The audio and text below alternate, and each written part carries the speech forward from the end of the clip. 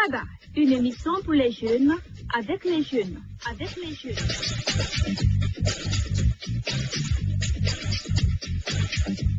Barada, pour la culture de la non-violence, la citoyenneté et le développement. Barada. Ce programme est de Session Common Ground grâce à l'appui de l'USAID. Amis jeunes, mesdames et messieurs, bienvenue dans votre magazine Barada. Mais d'ailleurs, qu'est-ce qu'une élection transparente? Que peuvent les jeunes leaders pour faire des élections prochaines un scrutin transparent? Nous essayons de trouver réponse à toutes ces interrogations dans cette émission. Restez en notre compagnie.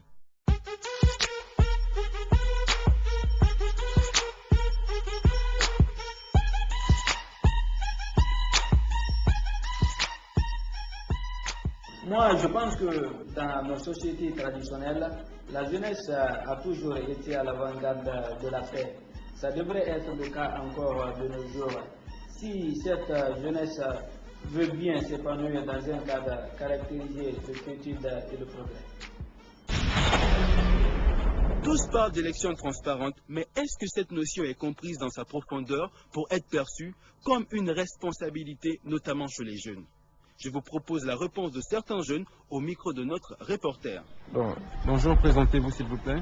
Je m'appelle Tambaya Fanda Kamano. Je suis entraîneur d'une équipe Univers Sport. Une élection transparente, c'est une élection qui se passe sans qu'il y ait une tricherie. Celui qui a plus de peuple, c'est lui qui gagne. C'est ça une élection transparente. Sans qu'il y ait ici une tricherie par exemple ici. Silla Mariama Sadio. Une élection transparente, pour moi, c'est une élection au cours de laquelle on respecte d'abord le scrutin qui est là et qu'il n'y a pas de triche. Et, on ne truque pas, on n'augmente pas le nombre de votants ou on ne diminue pas pour un autre candidat. Moi, c'est Amskush. Je suis artiste, auteur, compositeur. Pour moi, une élection transparente, c'est une élection d'abord qui est bien organisée, où tous les votants sont recensés, sont bien recensés, où les bureaux de vote sont bien équipés, où que ce soit l'opposition ou la mouvance ont tous leurs représentants dans les bureaux de vote. Et je crois que là, tout le monde peut voter. Je peux appeler ça une élection transparente. Hey yo, big respect à tous les jeunes de Guinée. Vous écoutez votre émission Barada. La notion d'élection transparente, on peut la comprendre, est comprise différemment par les citoyens. Mais les attentes semblent être les mêmes. Chez les jeunes, elle constituerait un défi à relever avec des opportunités à saisir tout de suite. Mohamed Kamara, juriste. Pour vous, c'est quoi une élection crédible?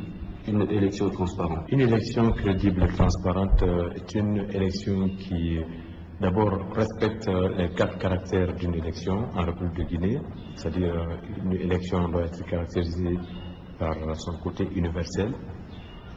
Le vote aussi, il est caractérisé par son caractère égal, le caractère direct et le caractère secret. Universel, quand on permet à tous ceux qui sont en âge de voter, commence le premier niveau de transparence. Quand on permet à chacun de voter directement pour la personne de son choix, peut-être permettre une question de procuration, mais une personne ne peut pas faire plus d'une procuration. Troisième niveau, le caractère direct, le caractère égal aussi. C'est-à-dire que chaque personne a droit à une voix. Si une personne a droit à beaucoup plus de voix qu'une seule, l'élection n'est pas transparente. Et enfin, le caractère secret. Il ne faudrait pas demander à quelqu'un, vous avez voté pour qui? Le caractère secret permet d'aller à l'isoloir, après l'isoloir, vous glissez votre bulletin dans l'enveloppe si c'est prévu, et puis vous glissez le tout maintenant dans le. Mais d'autres facteurs externes peuvent également contribuer à la transparence d'une élection. Premièrement, c'est la maîtrise du cadre légal et réglementaire. Savoir quels sont les textes qui régissent la tenue d'une élection transparente de bout en bout. Et c'est à ce niveau qu'il faut insister davantage pour que les citoyens maîtrisent leurs droits mais aussi leurs devoirs, y compris la procédure qu'il faut mettre en œuvre pour atteindre cet objectif. Et puis le deuxième niveau, c'est la maîtrise du corps électoral, ceux qui doivent voter. Donc le corps électoral, c'est ce qu'on appelle le peuple. C'est la différence entre la population et le peuple. Et le troisième niveau de maîtrise, c'est l'organe qui gère cette élection. Parce que Staline disait que ce qui est important, ce n'est pas le vote, mais c'est l'organe qui décompte votre voix. Si toutes les phases sont respectées et l'organe qui est en charge de gérer et de récapituler l'ensemble des voix et vous votez, mais votre vote n'est pas comptabilisé, je pense que ça n'a aucune espèce d'importance. Donc voilà un peu les trois endroits. Maintenant, pour garantir l'ensemble de ces trois endroits, il y a la possibilité de garantir tout cela avant les élections, pendant les élections et après les élections. Dès lors que quelqu'un est mécontent de l'avant-élection, son droit est lésé pendant les élections ou après les élections, il y a un contentieux préélectoral, électoral et post-électoral. Chers amis jeunes, vous comprenez que nous avons une responsabilité pour faire des prochaines élections un scrutin transparent et apaisé. Que pouvons-nous faire concrètement? Deux amis autour d'une table partagent ici avec nous leurs idées. Suivez. Bonjour. Bonjour. Présentez-vous s'il vous plaît. Moi, je m'appelle Valdé Abdourahman, je suis le président fondateur du mouvement des jeunes pour la promotion de la paix et de la non-violence. Très bien, et vous? Et Diallo Amadou Fatah de Matam, vice-président actuel de la non-violence. Ok. Aujourd'hui, notre pays est en train de traverser une situation sociopolitique caractérisée par des violences. Et en tant que jeunes, quelles sont les actions concrètes que nous sommes en train de mener pour éradiquer cette violence et éradiquer la violence et consolider la paix dans notre milieu?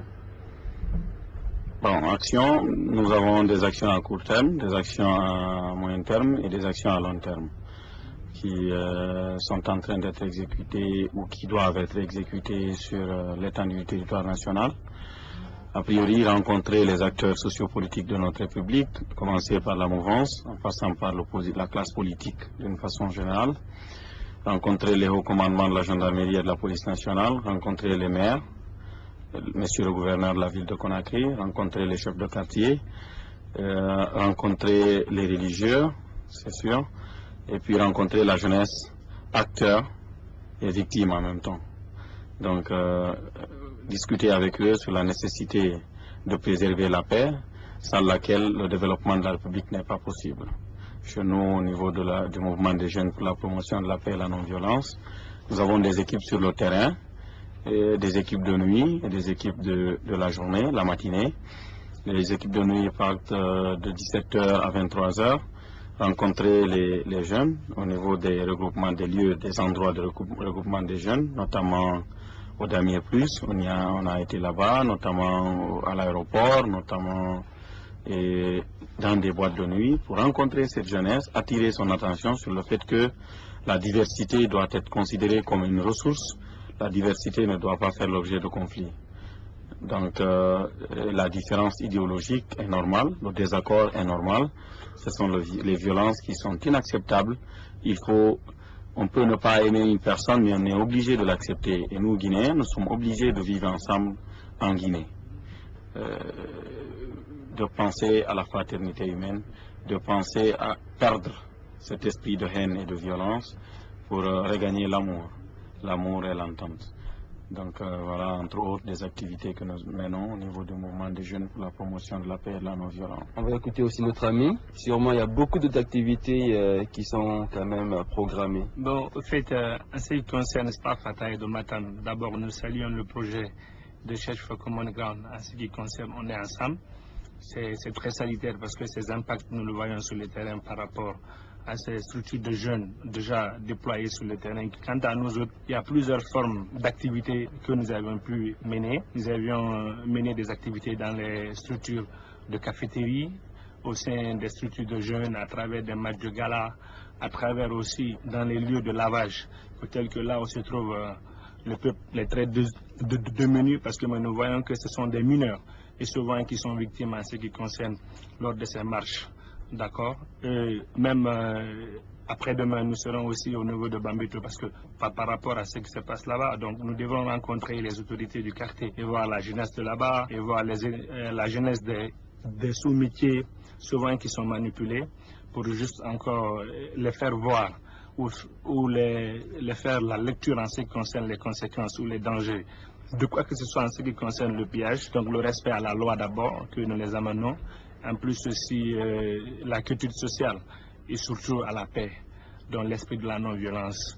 Donc c'est beaucoup, mais tel que si nous voyons à cause il y avait deux familles ou deux membres de famille qui ne se parlaient pas, à cause de ces couleurs peut-être ethniques, et lors de ces marches, si les autres ne marchent pas, au retour des marcheurs, quand ils viennent, ils essaient de les jeter des jets de cailloux et autres, et on n'a plus remédié à tout ceci, et ils sont témoins de nos jours.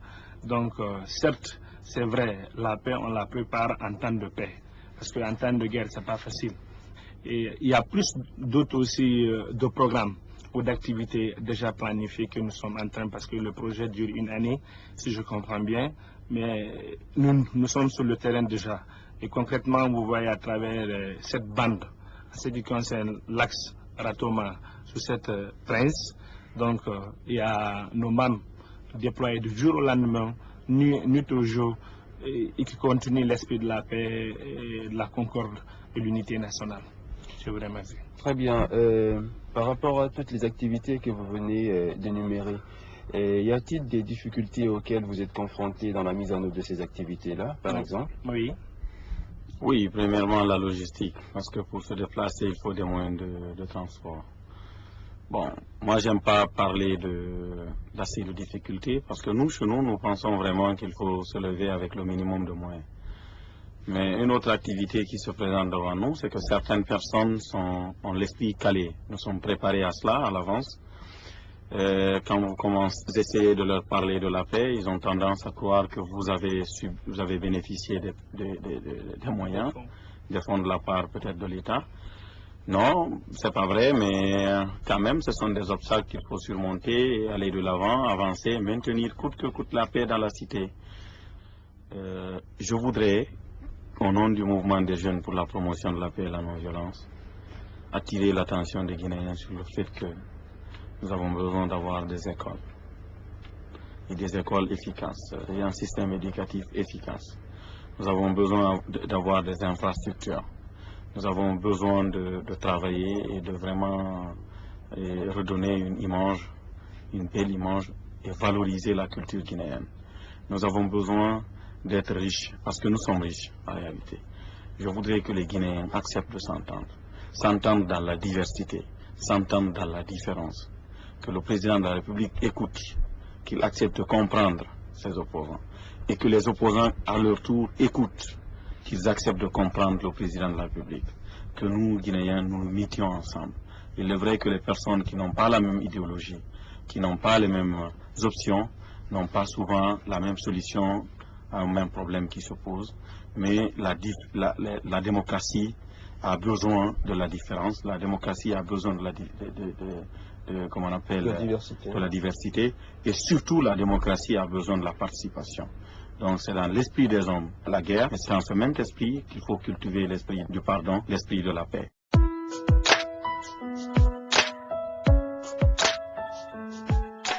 Chers auditeurs, la transparence des élections passe nécessairement par la participation de tous au processus.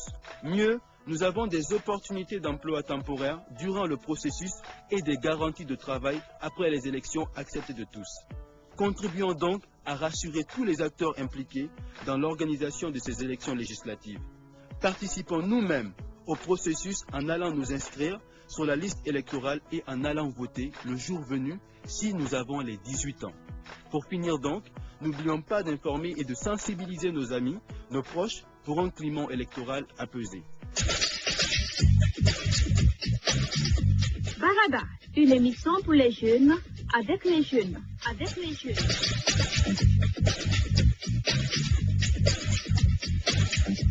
Barada, pour la culture de la non-violence, la citoyenneté et le développement. Ce programme est de Session Common Ground grâce à l'appui de l'USAID.